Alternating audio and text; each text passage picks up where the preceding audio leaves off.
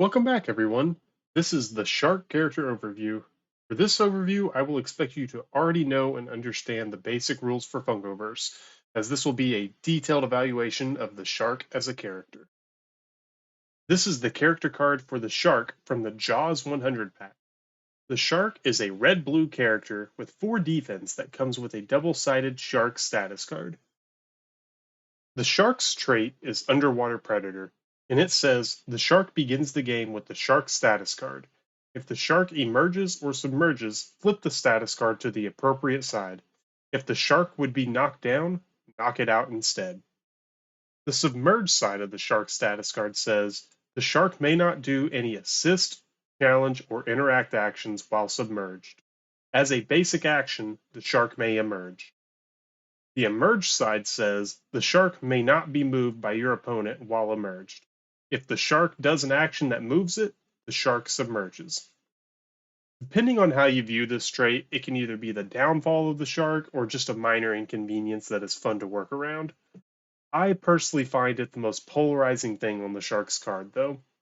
While the character does have 4 defense, I find it's still not quite enough to keep it from being knocked out easily. While the odds are technically in the Sharks' favor, after a couple of basic challenges, that 24% chance adds up and becomes more successful than you think. On top of this, having to balance moving and not moving to stay emerged is difficult, and even if you can get this down, the Shark has no ranged abilities, so it is almost always has to be adjacent to actually challenge rivals. The only benefit I see is that when the shark is emerged, it cannot be moved by your opponent, and this includes control abilities. So, in scenarios like territory or flags, once the shark is on the objective emerged, it has to be knocked out to be taken off the objective. The shark's first ability is Swim. This ability is a 2-cost blue ability that says, Move 3. The shark may emerge. Swim might be a little bit of a redeeming ability for the shark with its harsh movement penalty. Whenever I know I'm going to move the shark in around, I will start with a basic move and always finish with swim and not in the other order. I do this so that way the shark is emerged at the end of its turn, and I do not think that using swim twice in a turn is as useful because of the cost for it. Depending on what your ability token pool looks like, however, you may need to be a little careful with how you use this ability. The shark's second ability is Blood in the Water. This ability is a 3-cost red ability that says, place the shark adjacent to a rival within 3 squares, or adjacent to any knockdown rival. The shark may emerge. I use this ability a little less frequently than Swim, but it does provide a bit more opportunities and mobility on most maps. It is actually very similar to Darkwing Duck's trait, I am the terror that flaps in the night, but the knockdown portion is the reason why I like it a lot more. It also allows you to set up the shark to be placed next to a rival and try to knock them down in just one turn. And it is an easy way to get the shark to a flag in flags if a rival's knocked down near it. The one major downside to this ability, though, is its cost, so you do need to be very careful with how often you use it, but we will discuss some better ways to use it later in the video. The shark's last ability is Jaws. This ability is a 3-cost red challenge ability that says, Challenge 5. You may place the target in any square adjacent to the shark. This ability is one of the cheapest 5-dice challenges in the game, and on top of that, it adds the bonus of getting to place the rival adjacent to the shark. This is great for either following up Blood in the Water to finish off a knockdown rival, or even disrupt your opponent by more than likely knocking down your rival and getting to remove them from an objective. This ability is what makes the shark scary to get near, but you do have to keep in mind that the shark has to be emerged to use this ability, so be careful with your movement before planning to use it. There's also a fun thing you can do with the shark in croquet with this ability, but that's a very niche situation, and I do believe a visualization is due to explain it. In croquet, you can gain points by making your team's croquet ball go through the wickets. The way this is done is by challenging the ball, and it moves based on the number of successes gained on the challenge. If you can manage to get the shark and the ball in a similar situation to the one here, You can use the shark's Jaws ability to almost guarantee you get 2 easy points and are still set up for success after it. After using Jaws, you will send the croquet ball diagonally through both wickets. It will first go through the first wicket and you will place the marker, and then it will continue moving through to the second wicket where you will place your marker again. Then at the end of the shark's ability, you get to place the croquet ball back adjacent to the shark. If you have enough red ability tokens, you can do this multiple times and easily gain 2 points each time, unless you're unlucky with your dice rolls, of course. Now we're going to take a look at some great pairings with the shark. Some of the best characters we've chosen today are Hermione Granger, Rose Nylund, Thanos, and T-Rex. And the attachments we chose are the whip and purse. And today I'm leaving out the cheesecake because while it may be a huge flex to put it on the shark, it's not useful and it's just more of a meme at this point. First, we will look at Hermione Granger. Hermione is a gray-yellow character with 1 defense. In my personal opinion, I think Hermione is the best character you can pair with the shark because her trait Loyal Friend says adjacent allies cannot be knocked out while Hermione is standing. This means that even though the shark gets knocked out instead of knocked down, Hermione will prevent this and the shark does not get knocked out. This means that as long as the shark is standing next to Hermione, it can never be knocked out.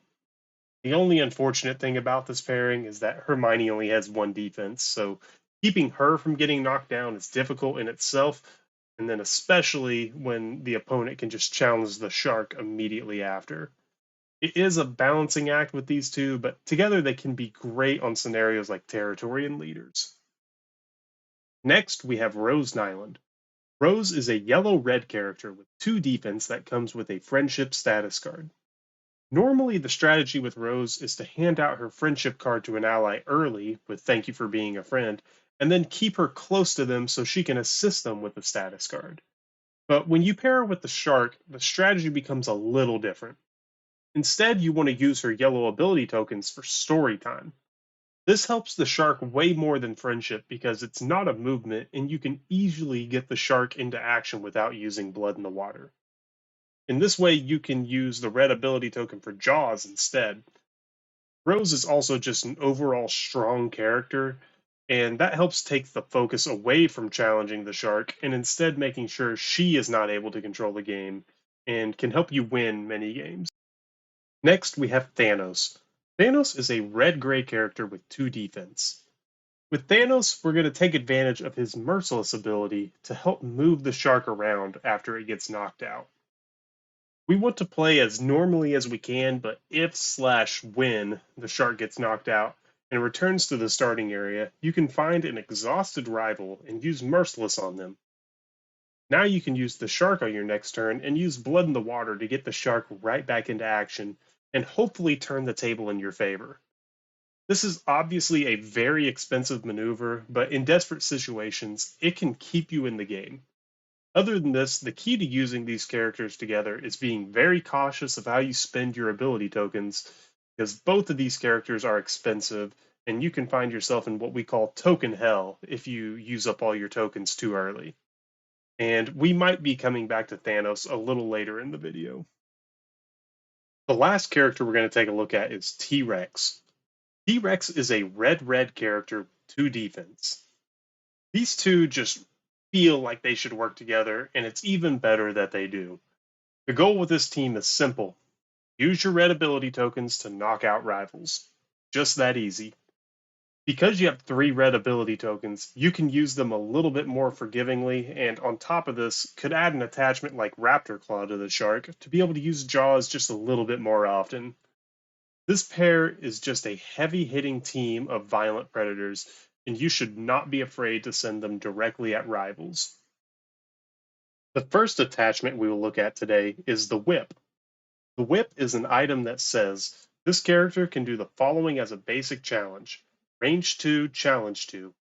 If you win, you may move the target 1 square.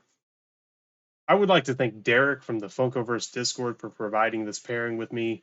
He is our Discord shark expert, and if he says this is a good attachment, then you already know it is.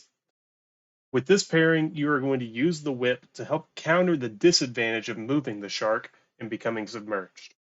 This attachment helps make sure that the shark does not always have to be adjacent to challenge rivals, and you can instead challenge them and also move them closer if you win the challenge. This makes the shark capable of a more potent 1-2 combo with the whip into jaws to surprise your opponents. The second and last attachment we will look at today is the purse. The purse is an item that says, do one of this character's non-challenge abilities without paying that ability's cost. Depending on who you have paired with the shark, this attachment can be very useful in preserving that red ability token. If you use the purse, you mainly want to use it for blood in the water, so then you can use the shark's wombo combo without needing multiple red ability tokens. Now we are unfortunately going to look into some of the many counters for the shark. If you're a fan of using the shark, now might be the time you want to look away, because some of these characters and even a companion just might ruin the character for you.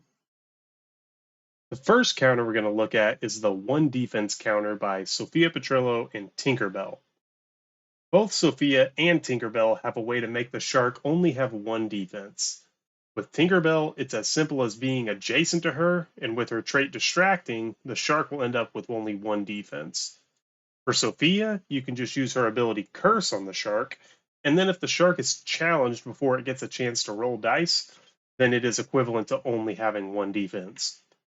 This is a shark killer because with 1 defense, the shark can be knocked out way easier with even just a basic challenge.